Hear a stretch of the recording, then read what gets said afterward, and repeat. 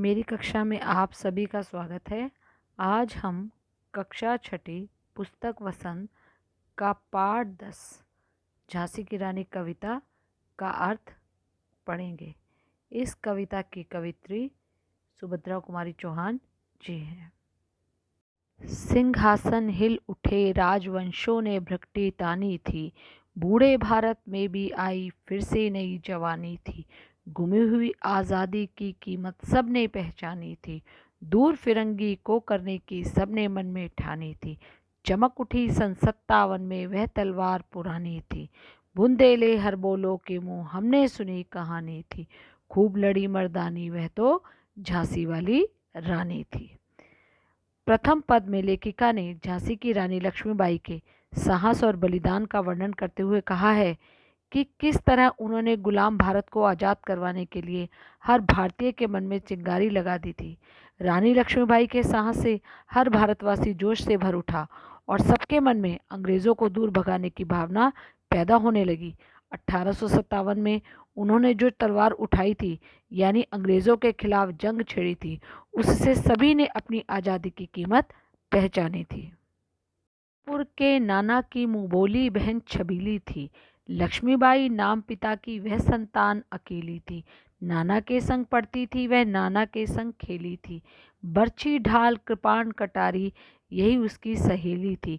वीर शिवाजी की गाथाएं उसको याद जुबानी थी। बुंदेले हर बोलो के मुंह हमने सुनी कहानी थी।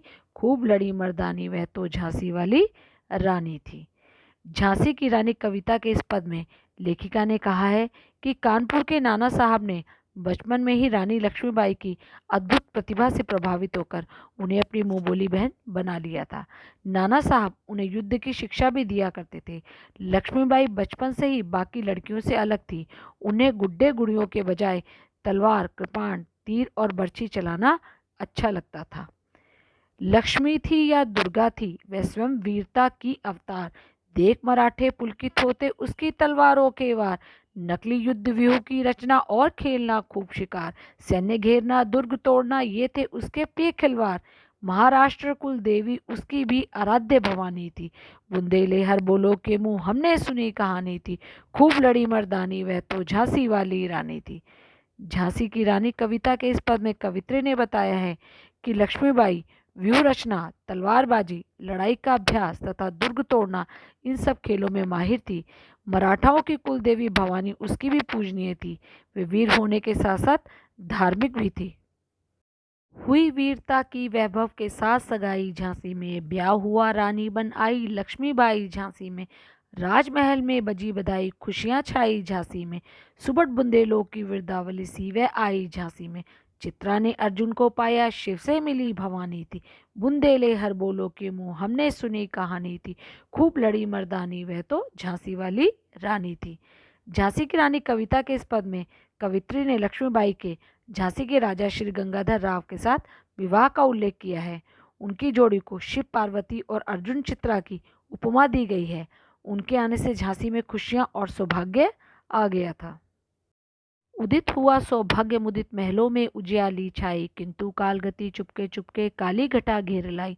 तीर चलाने वाले कर में उसे चूड़ियां कब भाई।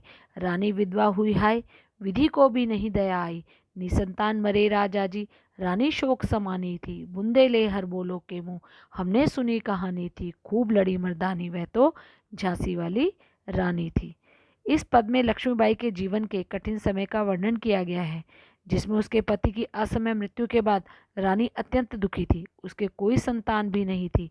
वे झांसी को संभालने के लिए बिल्कुल अकेली रह गई थी। बुझा दीप झांसी का तब डलहौजी मन में हर्षाया। राज्य हड़प करने का उसने यह अच्छा अवसर पाया। फौरन फौजें भेज दुर्ग पर अपना झंडा फहराया। लावारिस का वारिस बनकर ब्रिटिश राज्य झांसी आया। अश्रुपूर्ण रानी ने देखा झांसी हुई वीरानी थी। बुंदेले हर बोलो के मुंह हमने सुनी कहानी थी। खूब लड़ी मर्दानी वह तो झांसी वाली रानी थी। झांसी की रानी कविता के इस पद में यह बताया गया है कि झांसी के राजा की असमय मृत्यु के बाद उस समय के अंग्रेज अधिकारी डलहौजी को झांसी को हड़पने का अच्छा अवसर मिल गया था। उसने अपनी सेना को अनाथ हो चुकी झांसी पर कब्जा जमाने के लिए भेज दिया था। अनुनय विनय नहीं सुनता है विकट फिरंगी की माया। व्यापारी बन दया चाहता था जब वह भारत आया। डलहौजी ने पैर पसारे अब तो पलट गई काया। राजाओं नवाबों को भी उसने पैरों ठुकराया। रानी दासी बनी बनी यह दासी अब महारानी थी। बुंदेले हर बोलो के मुंह हमने सुनी कहानी थी। खूब लड़ी मर्दानी वह तो झांसी वाली रानी थी।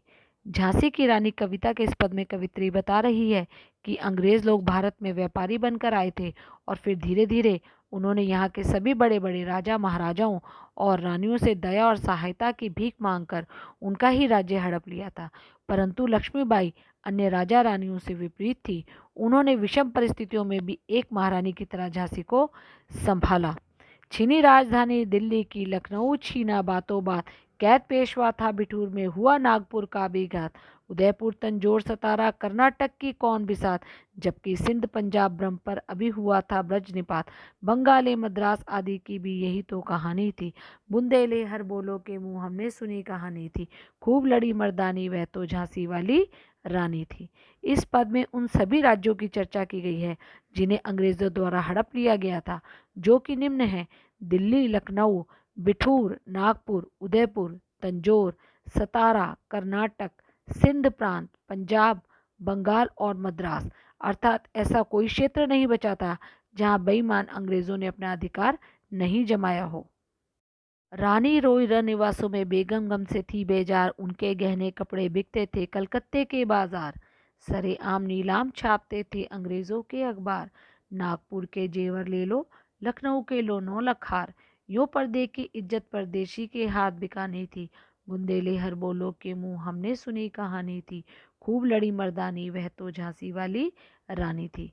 इस पद में क्रूर अंग्रेजों की निर्लज्जता का वर्णन है कि कैसे वे लोग सभी राजाओं तथा नवाबों की हत्या के बाद वहां के राज्य तो हड़पते ही थे, साथ ही साथ वे रानियों और बेगमों की इज्जत से भी खिलवाड़ करते थे।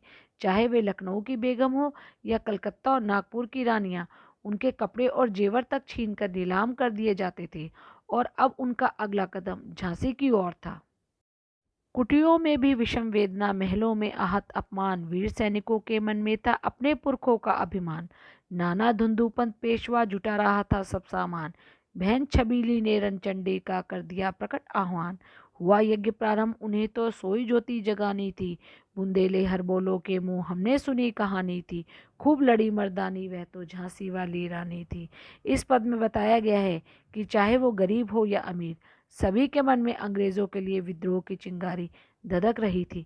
सभी सैनिक नाना साहब पेशवा जी के नेतृत्व में युद्ध करने को तैयार थे। साथ में उनकी मुंहबोली बहन लक्ष्मीबाई ने भी हार ना मानकर उनके साथ अंग्रेजों से लड़ने का निर्णय कर लिया था। महलों ने दी आग, झोपड़ी ने ज्वाला सुलगाई थी। यह स्वतंत्रता की चिंगारी अंतरतम से आई थी। झांसी चेती, दिल्ली चेती, लखनऊ लपटे छाई थी। मेरठ, कानपुर, पटना ने भारी धूम बचाई थी। जबलपुर, कोल्हापुर में भी कुछ हलचल उकसानी थी। बुंदेले हर बोलो के मुंह हमने सुनी कहानी थी। खूब लड़ी मर्दानी वह तो झांसी वाली रानी थी। झांसी की रानी की कविता के इस पद में यह बताया गया है कि विद्रोह की चिंगारी देश के हर राज्य में सुलग रही थी, चाहे वो झांसी हो या लखनऊ, दिल्ली, मेरठ, कानपुर तथा पटना राज्यों के राजाओं ने भी इसमें अपना पूरा साथ दिया। साथ ही साथ जबलपुर और कोल्हापुर जैसे बड़े शासकों ने भी सन 1857 की क्रांति में बढ़ चढ़कर हिस्सा लिया था। इस स्वतंत्रता महायुद्ध में कई वीरवर आए काम। नाना धुंधुपंत तात्या, चतुर अजीमुल्ला सरनाम, अहमद शाह मौलवी, ठाकुर कुंवर सिंह सैनिक अभिराम। भारत के इतिहास गगन में अमर रहेंगे जिनके नाम। लेकिन आज जुर्म कहलाती उनकी जो कुर्बानी थी। बुंदेले हर बोलो के मुंह हमने सुनी कहानी थी। खूब लड़ी मर्दानी वह तो झांसी वाली रानी थी। इस पद में हमारे स्वतंत्रता संग्राम में लड़ने और शहीद होने वाले कई बड़े वीरों का उल्लेख किया गया है। नाना धुंधुपंत, तात्या चतुर, अजीमुल्ला सरनाम, अहमद शाह मौलवी, ठाकुर कुंवर सिंह तथा सैनिक अभिराम आदि ऐसे ही वीर और साहसी क्रांतिकारी थे जिन्होंने युद्ध में दुश्मनों से जमकर संघर्ष किया था। इनकी गाथा छोड़ चले हम झांसी के मैदानों में, जहाँ खड़ी है लक्ष्मीबाई मर्द बनी मर्दानों में। लेफ्टिनेंट वॉकर आ पहुंचा, आगे बढ़ा जवानों में। रानी ने तलवार खींच ली, हुआ धुंध आसमानों में। जख्मी होकर वॉकर भागा, उसे अजब हैरानी थी। बुंदेले हर बोलो के मुँह हमने सुनी कहानी थी, खूब लड़ी मर्दानी वह तो झांसी वाली रानी थी। यहाँ इन सभी वीरों के अलावा वीरांगना रानी लक्ष्मीबाई की वीरता का परिचय है। झांसी में हुए युद्ध में जब लेफ्टिनेंट वॉकर अंग्रेज़ों की तरफ से युद्ध करने आए तो उनसे लड़ने के लिए अकेली झांसी की रानी ही काफ़ी थी। उन्होंने दोनों हाथों में तलवारें लेकर रणचंडी की तरह वॉकर पर प्रहार किया। इस प्रहार से वो जख्मी हो गया तथा रानी के शौर्य बल से वह भी अचंभित रह गया। रानी बड़ी काल्पी आई कर 100 मील निरंतर पार, घोड़ा थक कर गिरा भूमि पर, गया स्वर्ग तत्काल सिधार। यमुना तट पर अंग्रेजों ने फिर खाई रानी से हार, विजयी रानी आगे चल दी किया ग्वालियर पर अधिकार। अंग्रेजों के मित्र सिंधिया ने छोड़ी राजधानी थी, बुंदेले हर बोलो के मुँह हमने सुनी कहानी थी, खूब लड़ी मर्दानी वह तो झांसी वाली रानी थी। झांसी की रानी कविता के इस पद में रानी की वीरता का अद्भुत वर्णन है। कवित्री ने बताया कि वे 100 मील घोड़े पर बैठकर अंग्रेजों को खदेड़ती हुई यमुना तट तक ले आई और अंग्रेज वहां रानी से पराजित हुए, परंतु यहाँ पर उनके घोड़े ने वीरगति प्राप्त कर ली, अर्थात वो मर गया। उसके बाद उन्होंने ग्वालियर पर भी अपना अधिकार जमाया, जहाँ के राजा सिंधिया ने अंग्रेजों के डर से उनसे मित्रता कर ली थी और अपनी राजधानी को छोड़कर वहां से चले गए थे। विजय मिली पर अंग्रेजों की फिर सेना घिर आई थी। अब के सम्मुख जनरल स्मिथ था, उसने मुंह की खाई थी। कान्हा और मंद्रा सखियां रानी के संग आई थी। युद्ध क्षेत्र में उन दोनों ने भारी मार मचाई थी। अब पीछे यूरोज आ गया, हाय गिरी अब रानी थी। बुंदेले हर बोलो के मुँह हमने सुनी कहानी थी, खूब लड़ी मर्दानी वह तो झांसी वाली रानी थी। यहाँ बताया गया है कि अब जनरल स्मिथ ने सेना की कमान संभाल ली थी। रानी लक्ष्मीबाई का साथ देने के लिए उनकी दो सहेलियां कान्हा और मंद्रा युद्ध मैदान में उतर गई थी। इन तीनों ने अपनी वीरता और साहस के दम पर कई अंग्रेज सैनिकों की लाशें बिछा दी थी, परंतु तभी पीछे से जनरल ह्यूज ने आकर रानी को घेर लिया था और यही रानी उनके शिकंजे में फंस गई थी।